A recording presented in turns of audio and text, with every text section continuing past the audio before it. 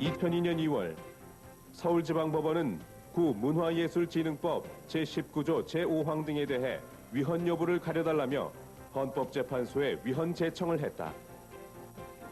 제청 신청인은 공연기획사를 운영하는 자로 문예진흥기금 명목으로 수금한 돈을 횡령한 혐의로 기소되었는데 소속 계속 중 제청 신청인은 문예진흥기금 모금이 기본권을 침해하고 조세 법률주의 및 포괄 위임 입법 금지의 원칙에 위배된다는 이유로 구 문화예술진흥법 제18조 제1항 제3호 제2항 제19조 제19조의 2 제28조 제1항 제2항 등에 대해 서울지방법원에 위헌 제청을 신청했다.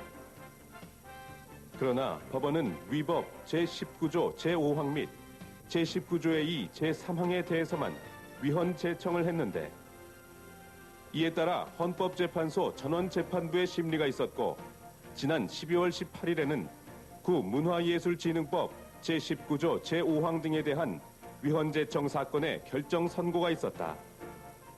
먼저 재판장인 헌법재판소장이 이 사건에 대한 결정 주문을 낭독했다. 2002헌가 2호 구 문화예술진흥법 제19조 제5항 등 위헌 제청 제청법원 서울지방법원 당해사건 서울지방법원 2009 단 307 업무상 횡령 주문 구 문화예술진흥법 2000년 1월 12일 법률 6132호로 개정되기 전의 것 제19조 제5항 및 제19조 2 제3항은 헌법에 위반된다. 이번 재판은 재판관 9명 중 8명의 의견으로 위헌 결정이 내려졌다. 특별부담금은 조세 납부 의무자인 일반 국민들 중 일부가 추가적으로 부담하는 또 하나의 공과금이므로 국민들 사이의 공과금 부담의 형평성 내지 조세 평등을 침해하지 않기 위해서는 특별부담금은 일반인과 구별되는 동질성을 지니어 특정 집단이라고 이해할 수 있는 그러한 사람들에게만 부과되어야 하고 특별부담금의 부과를 통해서 수행하고자 하는 특정한 경제적, 사회적 과제와 특별히 객관적으로 밀접한 관련성이 있어야 하고 그리하여 그러한 과제의 수행에 대하여 조세 외적 부담을 져야 할 책임이 인정될 만한 그러한 집단에 대해서만 부과되어야 할 것이며 특별부담금의 수입이 특별부담금 납부 의무자의 기타하여 사용되어야 할 것입니다. 문예진흥기금의 모금은 공연 등을 관람하려는 수많은 국민들에게 금전적 부담을 지음으로써 국민의 문화 향수권 및 재산권 등을 직접적으로 제한하게 됩니다. 특히 모금액, 모금 방법은 기금 납입 의무자, 모금 대상 시설과 아울러 문예진흥기금의 모금에 관한 중요하고도 본질적인 입법사항입니다. 그러므로 이에 관한 사항을 하위 법규에 위임함에 있어서는 위임의 구체성, 명확성이 보다 엄격하게 요구된다고 할 것입니다. 오늘 헌법재판소 주요 결정 해설 시간에는 구 문화예술진흥법 제19조 제5항 등 위헌 제청 사건의 결정 주요 내용과 의미에 대해 자세히 알아본다. 네, 화면에서 보셨듯이요. 오늘은 구 문화예술진흥법 제19조 제5항 등 위헌 제청 사건에 대한 결정 선고 내용을 살펴보겠습니다. 헌법재판소의 황치연 헌법연구관 자리에 함께했습니다. 안녕하세요. 안녕하세요. 네, 헌법재판소는 에서는 지금 구문화예술진흥법 제19조 제5항에 대한 위헌 결정을 내렸습니다. 우선 그 내용을 살펴보기 전에요. 심판 대상이 되었던 문화 예술 진흥법의 내용을 좀 정리해 주셨으면 합니다. 예. 이번 그 헌법재판소의 심판 대상이 됐던 법률 조항은 구문화예술진흥법 제19조 제5항과 제19조의 2 제3항입니다. 구문화예술진흥법 제17조 1항에 의하면 문화예술진흥을 위한 사업이나 활동을 지원하기 위하여 문화예술진흥기금을 설치하고 있습니다. 네. 그런데 이 기금은 동법 제18조에 의하여 정부의 출연금, 개인 또는 법인으로부터의 기부금품, 기금 운용으로 생기는 수익금, 기타 대통령령으로 정하는 수익금 이외에 동조 제3항에 의하여 제19조 및 19조의 이의 규정에 의한 모금액을 재원으로 조성되고 있습니다. 이 법 제19조 제1항에 의하여 이 문화예술진흥금의 모금은 공연자, 네. 박물관, 미술관, 지정문화재 등의 시설을 관람하거나 이용하는 자에 대하여 부과됩니다. 이러한 모금 업무에 관하여 제19조의 이 제1항은 모금 대상 시설 운영자로부터 대관을 받은 자에 대해서 규율하고 있습니다. 네. 그런데 심판 대상이 된 제19조 제5항 및 제19조의 이 제3항은 모금액, 모금 수수료, 모금 방법 등을 법에서 직접 규율하지 않고 대통령령에 위임하고 있습니다. 네, 알겠습니다. 그럼 대통령령에 의임하고 있고요. 이번에 그 헌법재판소의 그 결정 내용을 살펴보니까요. 9분의 재판관님 중에서 8분의 그 위원 의견이 판단이 중심이 돼서 위원 결정이 내려졌잖아요. 그리고 또 궁금한 사항이요. 8분 중에 각각 4분씩 그 위원 판단 의견이 다르더라고요. 예, 그렇습니다. 이렇게 그 위원 결정을 내리는데 큰 무리가 없었는지요? 예, 설명을 드리겠습니다. 이 결정은 관여한 9인의 재판관 중 재판관 8인의 위원 의견과 재판관 1인의 합편 의견으로 즉 8대1로 위원 결정된 것이지만 상당히 특색 있는 결정입니다. 왜냐하면 위원 판단 의견을 제시한 8인의 재판관 중에서 하경철 재판관님, 권성 재판관님, 김효정 재판관님, 송인준 재판관님 등 4인 재판관의 위원 판단 의견과 헌법재판소장님이신 윤영철 재판관님, 김영일 재판관님, 김경일 재판관님, 전효숙 재판관님 등 4인 재판관의 위원 판단 의견은 결론은 같지 않아 네. 그 위원 논증을 달리하고 있습니다. 이러한 위원 결정의 구조는 미국 연방 대법원의 위원 결정의 의견 발표에서도 종종 나타납니다. 이른바 상대 다수 의견, plurality opinion에 의한 의견 발표인 것입니다. 즉 4인 재판관의 독자적인 의견으로는 위원 결정 정족수인 재판관 6인의 정족수를 충족하지는 않지만 네. 위원 판단의 결론에 있어서는 동일하기 때문에 전체적으로 위원 결정 정족수를 충족하여 위원 결정된 것입니다. 네, 알겠습니다. 그럼 이제부터요, 위원 결정의 중에서 그 의견 내용이 지금 4분씩 다르잖아요. 그 각각의 의견에 대해서 조금 더 정리를 해주셨으면 합니다. 예. 먼저 그 하경철 재판관님, 권성 재판관님, 김효정 재판관님, 송인준 재판관님 이 4분의 재판관님들의 위원 의견의 요지를 말씀드리겠습니다. 이 4인 재판관의 위원 의견은 특별부담금으로서의 문해진흥기금 모금 자체가 그 헌법적 허용 한계를 일탈하여 헌법에 위반되기 때문에 그 모금액, 모금 수수료, 모금 방법 등을 법에서 직접 규정하지 않고 대통령령에 위임한 심판 대상 법조항은 더 나아가 살펴볼 필요도 없이 그 자체로 위헌이라는 것입니다. 네. 그 요지는 다음과 같습니다. 우리 국민이 조세 이후에 어떤 재정적 부담을 질 때는 특별한 헌법적 정당화 요건이 필요합니다. 그것을 요약해서 집단의 동질성, 객관적 근접성, 집단적 책임성, 집단적 효용성이라고 말합니다. 이 4가지 요건에 위반된다는 겁니다. 그 하나씩 살펴본다면 첫째, 문해진흥기금의 모금 대상인 시설을 이용하는 자는 연간 5,700만 명이 이루고 있습니다. 네. 이러한 문화시설 이용자를 공연 등을 관람한다는 이유만으로 역사적, 사회적으로, 나아가 법적으로 다른 사람들과 구분할 만한 동질성 있는 특별한 집단으로 인정하는 것은 대단한 무리라고 할 것입니다. 현대 문화국가에 있어서는 공연장 등의 이용이 선택된 문화적 향수라고 구획될 만한 특정 국민에게만 한정되는 것이 아니기 때문입니다.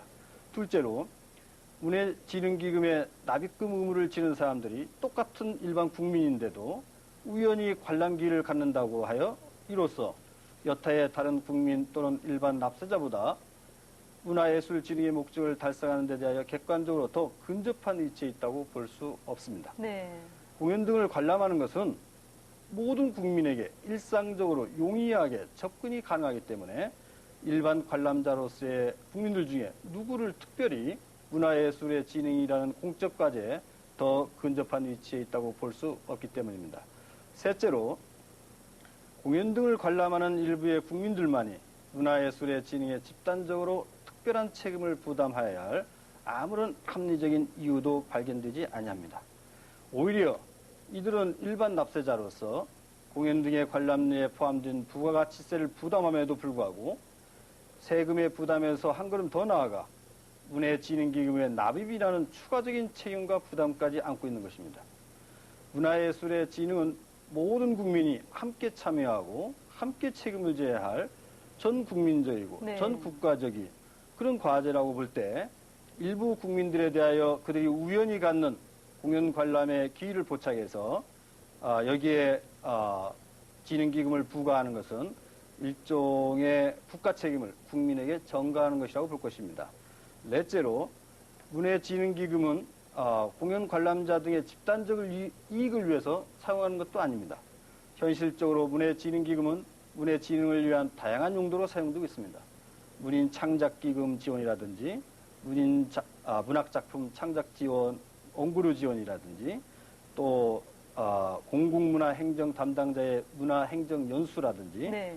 지역문화 종사자 연수라든지 이런 식으로 기금이 사용되고 있습니다.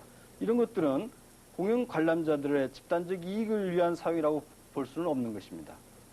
나아가서 공연 등을 보는 국민이 예술적 감상의 기회를 가진다고 하여 이것을 집단적 효용성으로 평가하는 것도 무리라고 할 것입니다. 공연 관람자 등이 예술 감상에 의한 정신적 풍요를 느낀다면 그것은 헌법상의 문화국가 원리에 따라 국가가 적극 장려할 일이지 이것을 일정한 집단에 의한 수익으로 인정해서 그들에게 이런 납부금을 부과하게 한다면 이것은 현대 문화국가 원리상 인정될 수 없는 것입니다. 그래서 심판 대상 법조항은 이런 헌법상의 특별 부담금의 허용 요건을 일탈하고 있기 때문에 그 모금액, 모금 방법, 그 절차 등을 대통령에 위임한 그 규정은 다른 것을 살펴볼 필요도 없이 네. 그 자체로 위헌이라는 것입니다. 네, 알겠습니다. 그렇다면 어떻습니까? 나머지 그 네 분의 의원 판단 의견도 좀 짧게 요약해 주셨으면 합니다. 예.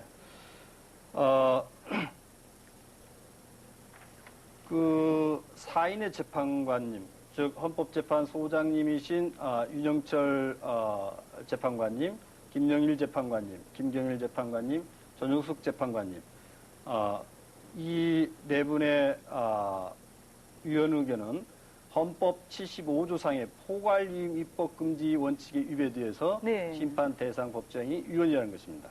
그 요지는 다음과 같습니다. 문화진흥기금의 모금은 공연 등을 관람하는 수많은 국민들에게 금전적 부담을 지음으로써 국민의 문화의 향수권 및 재산권 등을 직접적으로 제한하게 됩니다. 특히 모금액 및 모금 방법은 기금 납입 의무자, 모금 대상 시설과 아울러 문화진흥기금의 모금에 관한 중요하고도 본질적인 입법사항이므로 이에 관한 사항을 하위법규에 위임함에 있어서는 위임의 구체성, 명확성이 보다 엄격하게 요구된다 할 것입니다. 네.